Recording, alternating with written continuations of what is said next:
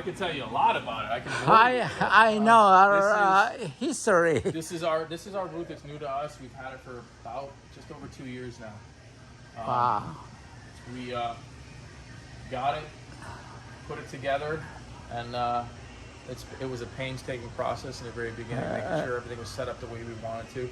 The shipping guys were really mad because the shipping department that we just saw that was kind of condensed into that aisle used to all be right here. So they had a lot of room and they had a lot of space. Everybody had their own table, their own workstation. But you came in and kicked them out. I didn't make friends. So this is it. Everything is brand new to this from our air system. I know your compressor is insane. It's the smallest compressor I could find. I love that every detail in this area is awesome, you know, I guess you are responsible for that, right? Yes, I am responsible. What is this machine for? What is this? This is our dryer. So it's a refrigerated dryer. So when you compress air, especially something this size, you create friction and you create heat.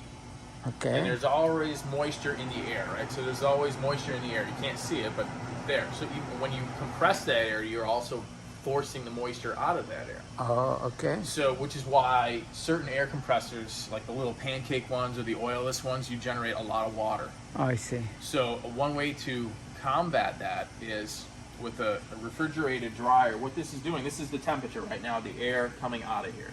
So it's 34 degrees. Okay. The air is cold.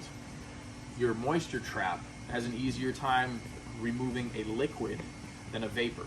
A vapor will pass through a filter a lot easier than an actual liquid will. So right. What happens is the hot air comes out of here, and once it hits the chiller or the refrigerator, it's kind of like if you have a toilet in the summertime and it gets real hot and humid, right. The toilet sweats. It's the same principle because it's cold. The moisture is hitting that and it's causing that sweat. So that the hot air gets cooled and it turns into a liquid. So all our filters, and this has an auto drain on it, so this thing will cycle I think it's every 15 minutes. This big filter from our friends at RTI, that's a mainline filter. So what that's doing is collecting any kind of oil or any kind of that comes from the compressor, comes out of the air compressor. Bring it over here. So that gets filtered before it gets into here, and this also has a two-stage coalescing filter. That's the drain. Wow. And so that's automatic. It just happens as long as this thing is on. That'll automatically do that every time.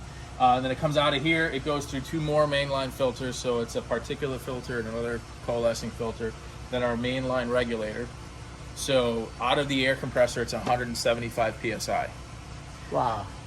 Right here, I have it knocked down to about 110 psi. Because by the time it comes out of the lines and runs through the rest of the shop, you do have a little bit of air pressure drop. So we want around 90 psi in the lines. So this compressor fits everything in the shop. In this area. In this area. In production they have their own air compressor, but this is the main. This is big enough that if we did have an issue, we could definitely piggyback this machine and we could run the entire shop. Yeah, wow. It's a monster. It's 10 horsepower, 120 gallon. Wow. Tank. So yeah. Check it out. The motor is. It's a beast. It's a beast.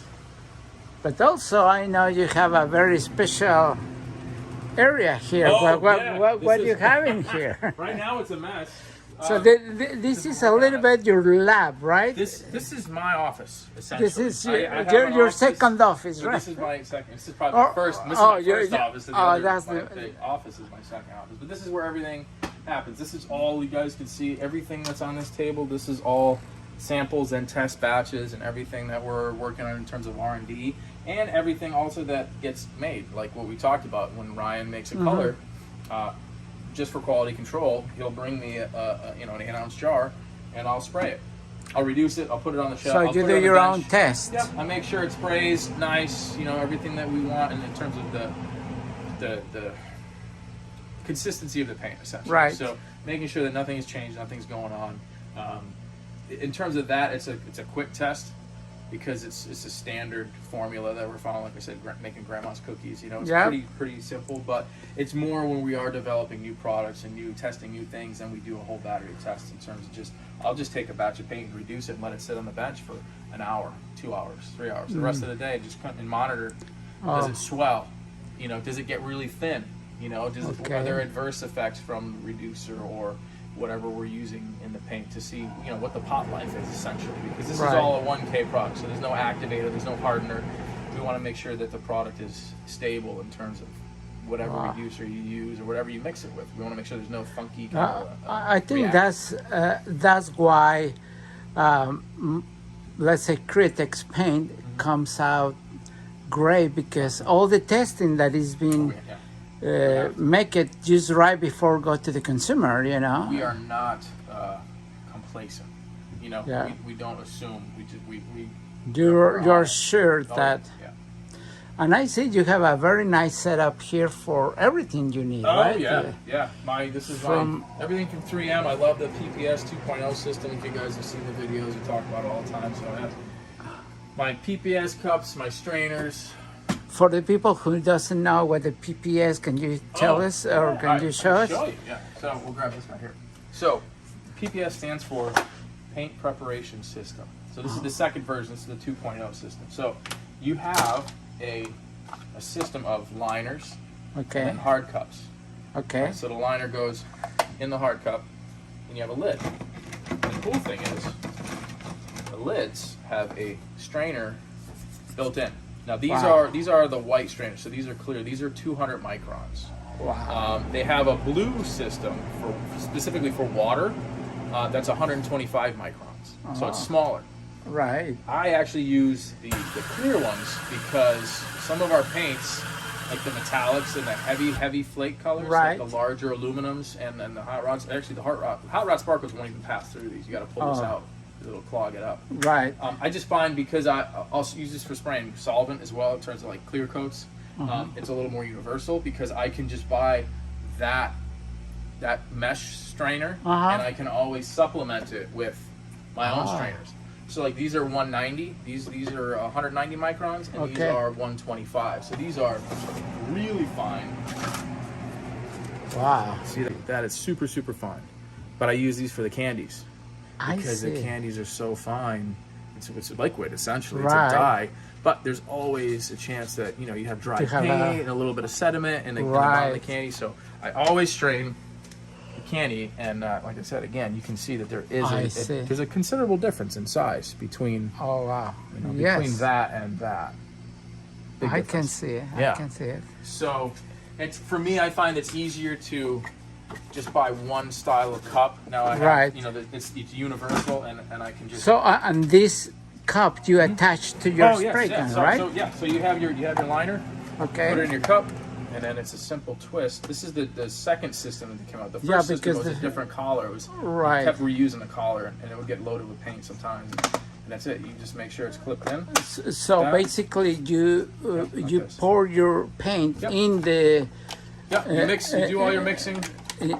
In the liner like this, and actually, it's the cool thing is there's actually kind of generic ratios too. So you have you see that's 14 ounces. So you have your ounces or milliliters, and then you also can do parts. Right. So this is your, and then you also have a measuring system. And that's printed in the container. It's on this. It's on the cup. So yeah, so you have it on here. So you have 4 to 1, 3 to 1, 2 to 1. Awesome. And then you have parts right here. So you're 1 to 15 parts. Right. So no matter what you're mixing, no matter what it is, you can figure it out right here. You don't have to dirty another cup. Right. You can do it all right here. And then, like I said, you pop this guy on. And then there's caps also, like you can see right here. When you're done. Oh, you can preserve the color. And here, you preserve that. Yeah. And the trick is, when you cap it, put it upside down. Okay. So what this is doing, this is keeping all this wet, so it doesn't dry out. Even though, I mean, and even with the mesh, and even with the plug, there's still air getting in there. So if you leave it like this for a really long time, it will start to dry out on the mesh, to where this is keeping it wet. And I mean, this isn't like a permanent storage solution. This is, you know, like if you were to keep temporary for 3 days, couple whatever, if you do a days project, you know, if you're doing like right now we sprayed. This is actually the leftover from when we did the panel. So this is what was left over. So if you we're needed gonna more, need it you might need later. a little bit. But keep it upside down, it stays wet. Okay. And the other cool thing is, okay. if you put this on your gun, like this. So all it does is just snap. It snaps right on. So you have an adapter for your gun.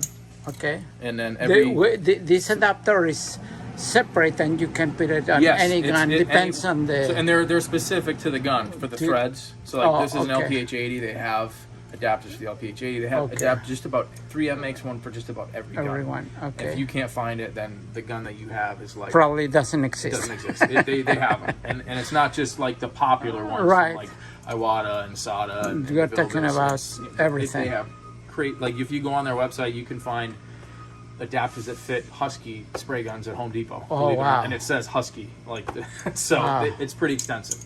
So if you put it on like a quarter twist, and that's on.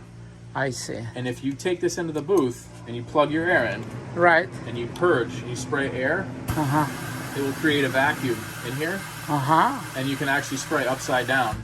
Oh wow! And you never lose it. The only time is when you disconnect your air. So as long as you're plugged in, you can paint upside down. Any way you want, because it creates that vacuum and it actually pressurizes the cup, so you can spray. That's absolutely awesome. And you'll never get a drip in the middle of your roof or the middle of your hood when you lean over a full cup that's of clear. a dream. I know, it's great. Another dream of every artist will be your gun case or your gun cabinet. Yes. Can you show us a little bit? Yes, I can. This is my small. Check this out. Small gun collection. Oh, you have plenty too. Well, but not that kind of. I have a few of these, but you can see everything. Not as. These are. This is a really nice setup. Let me tell you. For what I can see, most of them are Iwata. Everything, just about everything. Right. These are all Iwata. Everything. I have one 3M gun. This is actually the same thing. I was just talking about the PPS. They have a gun that actually works the same way, and it's an interchangeable head system. Wow. So you actually have a nozzle that plugs into the gun. That's absolutely awesome. These come a long way. The first version of these were okay for spraying sealer and primer, really like that. These will actually spray base coat pretty nice. I'm actually impressed with this the second version. But I have it just because we also, when we test, I have to test other guns. I have to make sure that everything works. It's not just also specific. I see that you have there your Luma Air. Oh, my Luma. I have two of them. Yes, I have this one fits my LPH 400. Okay. This one fits my Supernova. Oh wow! And I love. Can you attach one of them just to see it? I think are probably many artists or painters that are not familiar with the equipment that you have, and so this one fits the Supernova, and the Supernova is your favorite. With my background doing refinish, and restoration work, I painted, full paint job. So you take the head off, or you take the air cap off. The air cap off. Air cap goes off. It just clips right on. Okay. And this little plate goes right up to the packing nut. It's on the back side of the gun. I see. And then you just put your air cap back on. Okay. Snug it up. So it's actually just taking. It's just a pressure fit. Yep, it's just a pressure fit, and it doesn't affect the air cap in any way. Nothing. It doesn't. It's designed so it doesn't get in the way. It doesn't impede any performance of the gun. Right. So make sure you're centered it's on your line. Okay. And then you have your little on-off switch in the back here. It's just the same thing. It's a little pressure fit to turn it on. Oh, and check that out. There's a train coming at you right now. It's you wouldn't think when I first saw these, I was like, oh, that's cool. Thought it was a cool thing. Right. Once you use this, you paint you get addict. Well, because you see, no matter how much light you have in a booth, regardless it's never enough. Never enough, especially when you get down low. Can you illuminate any particular area? I mean, down here, that's dark without anything in there. That's completely dark. And now I can, And these are color corrected as well. So wow. you're getting a pretty accurate color representation of what it is that you're spraying. It's not just a ball. I imagine that when you spray metallics or flakes, is like you can see it. It actually will illumine. You can see the paint coming out of the end of your spray gun. It's crazy, and it helps with coverage, especially spots. I don't know how many painters, me included. You think you got everything covered, and then you put the thing outside, and you start seeing where it's a little light, especially around areas that are lower on the car, like your wheel openings, your rockers in between, those jam areas that are lower to the ground. It's always harder because you're kind of spraying like this, and you think you got it, and it looks good. Another tip would be you actually turn the light off when you're done, and then go back over with this light, and you can see, because this is really going to show you, without any lights in the booth, this is going to show you what the metallic looks like. This is going to show you the pearl. This is going to show you if you have any spots that you missed, or if your sealer isn't covered enough. If you have a primer spot or an area that you don't have enough coverage, that it's kind of hard to see. Just like when you're looking at something metallic in full sun, you're kind of blinded by the metallic. You can't really see. And the best time to look at it is like that morning light or that sunset, because it shows everything. If there's mottle, if there's blotch, if there's any striping, you're going to see it then, but you're not going to see it in full sun. So this kind of helps mimic that same focus light just on that area without all the reflection in the booth. And you can see if your coverage is good, you can see if the metallic looks correct. It's an indispensable tool, and it's really, for what it does, it's really not that expensive. I know how important it is. That's why I'm asking to show us. And just to end, can you show us a little bit inside your spray booth? Absolutely. So, this is our booth. Right now, we have it set up as a studio for some guy, Gerald. But this is our 100% our paint booth in our facility. And this is amazing and powerful. It is. And beautiful also. It's to me. I know you guys did an awesome job putting together, because you guys bring it over in pieces, as you tell me, and then. This was actually, we bought this actually used. So we took it apart, brought it back here, and then reassembled it, and we fixed a lot of things that we didn't like, and made some corrections on how the booth was, kind of tailored it to what we wanted. So we did a lighting upgrade. These are all, I believe they're like 98 CRI. The CRI stands for color rendering index. So it's a true color light. LED light. These are LEDs. Wow. We have a Becca flash dry air system. Yeah, you showed me that. That's what these tubes are. So awesome. What happens is we're already in a booth. This is a semi-downdraft booth, so air is coming in from the air makeup. If we need to heat the air, it's coming in from outside. It gets heated, and it's filtered, and it gets filtered through the ceiling, and then it comes into the booth environment, right? And then it gets exhausted out the back. So air in and out. Right. What's happening is once this booth is closed and you're done with a coat of paint, you turn this guy on, and that little filter up there is filtering the air one more time, and then it pushes it through the pipes on the roof, and it splits on both sides of the booth, and it creates airflow out of each one of these little holes. And you can direct over your project. You can adjust these to spray, but move the air higher, lower, or whatever you need to do. There's a valve at the end of it. I can shut one side off, and I can only run one side. I can run both sides. I can shut it down. I can adjust the air. And everything exhausts through that filter. Everything goes out through that rear filter. So not only does that help during dry times, it also helps during a bake cycle too, as well, just to that air movement. So. And as you say, you guys have a setup here. Check it out. These lights are absolutely awesome. I love them. These are everything that you guys probably don't see too much when we do our videos, because it's behind the camera. But that's again, we can adjust these for. But that's why your videos are not only interesting, but also awesome, good quality videos. We try. And you can adjust the color correction. You can go from like 2200 or 3000 Kelvin, which is a little warmer. Oh, I think see. that's 2000 right there. All the way up to 56, which is a Wow. blue white, super blinding. But No, this is and then absolutely you can also amazing. adjust the intensity of the light as well. We can dim them down to nothing if you want. Well, and I have been the honor to be painting here. This piece is still in progress, you know. We're working on the backgrounds, start colorizing backgrounds, you know. You're doing all right.